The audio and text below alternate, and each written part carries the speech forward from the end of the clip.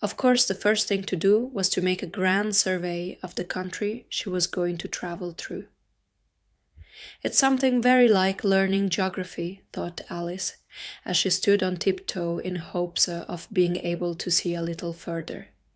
Principal rivers, there are none. Principal mountains, I'm on the only one, but I don't think it's got any name.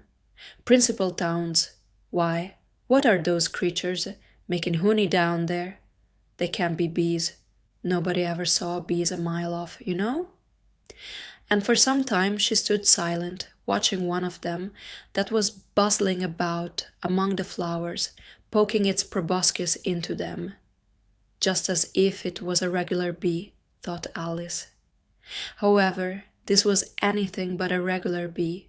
In fact, it was an elephant, as Alice soon found out, though the idea quite took her breath away at first. And what enormous flowers they must be, was her next idea. Something like cottages with their roofs taken off, and stalks put to them, and what quantities of honey they must make. I think I'll go down and— No, I won't, just yet, she went on, checking herself just as she was beginning to run down the hill and trying to find some excuse for turning shy so suddenly. It'll never do to go down among them without a good long branch to brush them away. And what fun it'll be when they ask me how I like my walk. I shall say, "Oh, I like it well enough." Here came the favorite little toss of the head. Only it was so dusty and hot, and the elephants did tease so. "I think I'll go down the other way," she said after a pause, "and perhaps I may visit the elephants later on. Besides, I do so want to get into the third square." So, with this excuse, she ran down the hill and jumped over the first of the 6 little brooks. "Tickets, please," said the guard, putting his head in at the window. In a moment, everybody was holding out a ticket. They were about the same size as the people, and quite seemed to fill the carriage. "Now then, show your ticket, child," the guard went on, looking angrily at Alice. And a great many voices all said together, "Like the chorus of a song," thought Alice. "Don't keep him waiting, child. Why, his time is worth £1,000 a minute." "I'm afraid I haven't got one," Alice said in a frightened tone. "There wasn't a ticket office where I came from." And again the chorus of voices went on.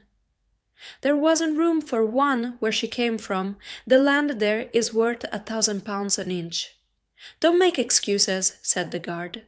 "You should have bought one from the engine driver." And once more the chorus of voices went on with "the man that drives the engine." "Why, the smoke alone is worth £1,000 a puff," Alice had thought to herself. "Then there's no use in speaking." The voices didn't join in this time, as she hadn't spoken, but to her great surprise, they all thought in chorus. I hope you understand what thinking in chorus means, for I must confess that I don't. Better say nothing at all. Language is worth £1,000 a word. "I shall dream about £1,000 tonight, I know I shall," thought Alice. All this time, the guard was looking at her, first through a telescope, then through a microscope, and then through an opera glass. At last he said, "You're travelling the wrong way," and shut up the window and went away. "So young a child," said the gentleman sitting opposite to her, he was dressed in white paper, "ought to know which way she's going, even if she doesn't know her own name." A goat that was sitting next to the gentleman in white shut his eyes and said in a loud voice, "She ought to know her way to the ticket office, even if she doesn't know her alphabet." There was a beetle sitting next to the goat. It was a very queer carriage full of passengers altogether, and as the rule seemed to be that they should all speak in turn, he went on with a "She'll have to go back from here as luggage." Alice couldn't see who was sitting beyond the beetle, but a hoarse voice spoke next. "Change engines," it said, and was obliged to leave off. "It sounds like a horse," Alice thought to herself, and an extremely small voice close to her ear said, "You might make a joke on that, something about horse and horse, you know." Then a very gentle voice in the distance said, "She must be labeled Lass with care, you know." And after that, other voices went on. "What a number of people there are in the carriage," thought Alice, saying, "She must go by post. As she's got a head on her, she must be sent as a message by the telegraph. She must draw the train herself the rest of the way," and so on. But the gentleman dressed in white paper leaned forwards and whispered in her ear, "Never mind what they all say, my dear, but take a return ticket every time the train stops." "Indeed I shan't," Alice said rather impatiently. "I don't belong to this railway journey at all. I was in a wood just now, and I wish I could get back there." "You might make a joke on that," said the little voice close to her ear. "Something about you would, if you could, you know." "Don't tease so," said Alice, looking about in vain to see where the voice came from. "If you're so anxious to have a joke made, why don't you make one yourself?" The little voice sighed deeply. It was very unhappy, evidently, and Alice would have said something pitying to comfort it, if it would only sigh like other people, she thought. But this was such a wonderfully small sigh that she wouldn't have heard it at all if it hadn't come quite closer to her ear. The consequence of this was that it tickled her ear very much and quite took off her thoughts from the unhappiness of the poor little creature. "I know you are a friend," the little voice went on, "a dear friend and an old friend, and you won't hurt me, though I am an insect." "What kind of insect?" Alice inquired a little anxiously. What she really wanted to know was whether it could sting or not, but she thought this wouldn't be quite a civil question to ask. "What, then you don't—" the little voice began, when it was drowned by a shrill scream from the engine, and everybody jumped up in alarm, Alice among the rest. The horse, who had put his head out of the window, quietly drew it in and said, "It's only a brook we have to jump over." Everybody seemed satisfied with this, though Alice felt a little nervous at the idea of trains jumping at all. "However, it'll take us into the Foursquare. That's some comfort," she said to herself. In another moment she felt the carriage rise straight up into the air, and in her fright she caught at the thing nearest to her hand, which happened to be the goat's beard.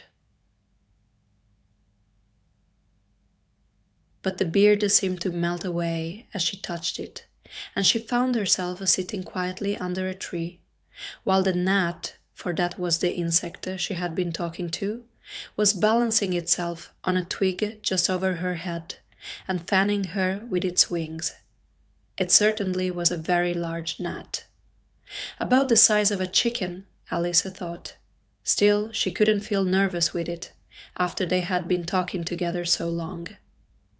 "Then you don't like all insects?" the gnat went on, as quietly as if nothing had happened. "I like them when they can talk," Alice said. "None of them ever talk, where I come from." "What sort of insects do you rejoice in where you come from?" the gnat inquired. "I don't rejoice in insects at all," Alice explained, "because I'm rather afraid of them, at least the large kinds. But I can tell you the names of some of them." "Of course they answer to their names," the gnat remarked carelessly. "I never knew them to do it." "What's the use of their having names," the gnat said, "if they won't answer to them?" "No use to them," said Alice, "but it's useful to the people who name them, I suppose. If not, why do things have names at all?"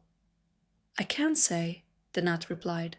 "Further on, in the wood down there, they've got no names.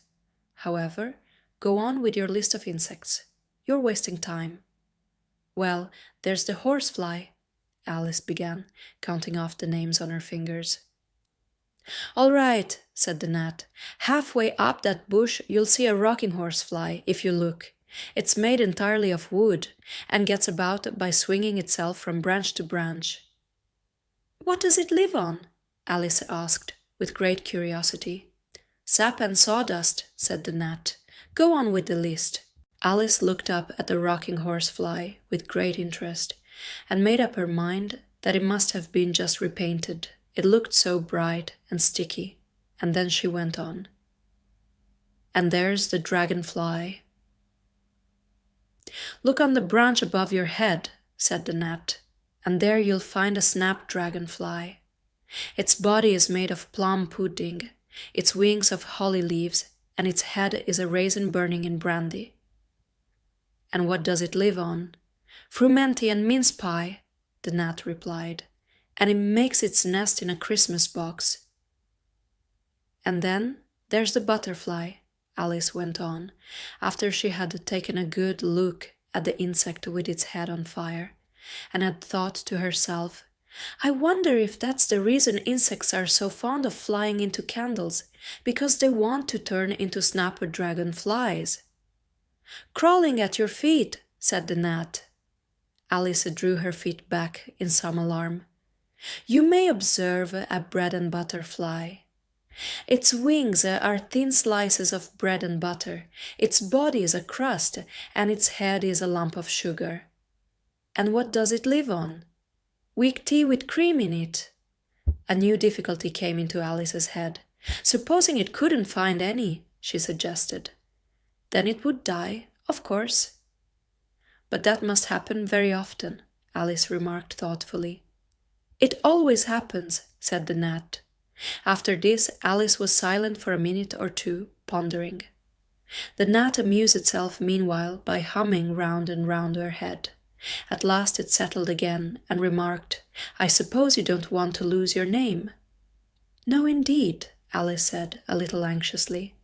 And yeah, I don't know, the gnat went on in a careless tone. Only think how convenient it would be if you could manage to go home without it. For instance, if the governess wanted to call you to your lessons, she would call out, Come here, and there she would have to leave off, because there wouldn't be any name for her to call, and of course you wouldn't have to go, you know. That would never do, I'm sure, said Alice. The governess would never think of excusing me lessons for that. If she couldn't remember my name, she'd call me Miss, as the servants do. Well, if she said Miss and didn't say anything more, the gnat remarked, of course you'd miss your lessons. That's a joke. I wish you had made it. Why do you wish I had made it? Alice asked. It's a very bad one. But the gnat only sighed deeply, while 2 large tears came rolling down its cheeks. You shouldn't make jokes, Alice said, if it makes you so unhappy. Then came another of those melancholy little sighs, and this time the poor gnat really seemed to have sighed itself away, for when Alice looked up, there was nothing whatever to be seen on the twig, and, as she was getting quite chilly with sitting still so long, she got up and walked on. She very soon came to an open field, with a wood on the other side of it. It looked much darker than the last wood, and Alice felt a little timid about going into it. However, on second thoughts, she made up her mind to go on. For I certainly won't go back, she thought to herself, and this was the only way to the 8th square. This must be the wood, she said thoughtfully to herself, where things have no names. I wonder what'll become of my name when I go in. I shouldn't like to lose it at all, because they'd have to give me another, and it would be almost certain to be an ugly one. But then the fun would be trying to find the creature that had got my old name. That's just like the advertisements, you know, when people lose dogs. Answers to the name of Dash, had on a brass collar. Just fancy calling everything you met Alice, till one of them answered. Only they wouldn't answer at all if they were wise. She was rambling on in this way when she reached the wood. It looked very cool and shady. Well, at any rate, it's a great comfort, she said as she stepped under the trees. After being so hot, to get into what? She went on, rather surprised at not being able to think of the word. I mean to get under this, putting her hand on the trunk of the tree. What does it call itself, I wonder? I do believe it's got no name. Why, to be sure it hasn't. She stood silent for a minute, thinking. Then she suddenly began again. Then it really has happened, after all, and now who am I? I will remember, if I can. I'm determined to do it. But being determined didn't help much, and all she could say, after a great deal of puzzling, was, L, I know, it begins with L. Just then a fawn came wandering by. It looked at Alice with its large, gentle eyes, but didn't seem at all frightened. Here then, Alice said, as she held out her hand and tried to stroke it, but it only started back a little and then stood looking at her again. What do you call yourself? The fawn said at last. Such a soft, sweet voice it had. I wish I knew, thought poor Alice. She answered rather sadly, Nothing, just now. Think again, it said. That won't do. Alice thought, but nothing came of it. Please, would you tell me what you call yourself? She said timidly. I think that might help a little. I'll tell you if you'll move a little further on, the fawn said. I can't remember here. So they walked on together through the wood, Alice with her arms clasped lovingly round the soft neck of the fawn, till they came out into another open field. And here the fawn gave a sudden bound into the air and shook itself free from Alice's arms. I'm a fawn, it cried out in a voice of delight. And dear me, you're a human child. A sudden look of alarm came into its beautiful brown eyes, and in another moment it had darted away at full speed. Alice stood looking after it, almost ready to cry with vexation at having lost her dear little fellow traveller so suddenly. However, I know my name now, she said. That's some comfort. Alice, Alice, I won't forget it again. And now, which of these finger posts ought I to follow, I wonder? It was not a very difficult question to answer, as there was only one road through the wood, and the 2 finger posts both pointed along it. I'll settle it, Alice said to herself, when the road divides, and they point different ways. But this did not seem likely to happen. She went on, a long way, but wherever the road divided, there were sure to be 2 finger posts pointing the same way.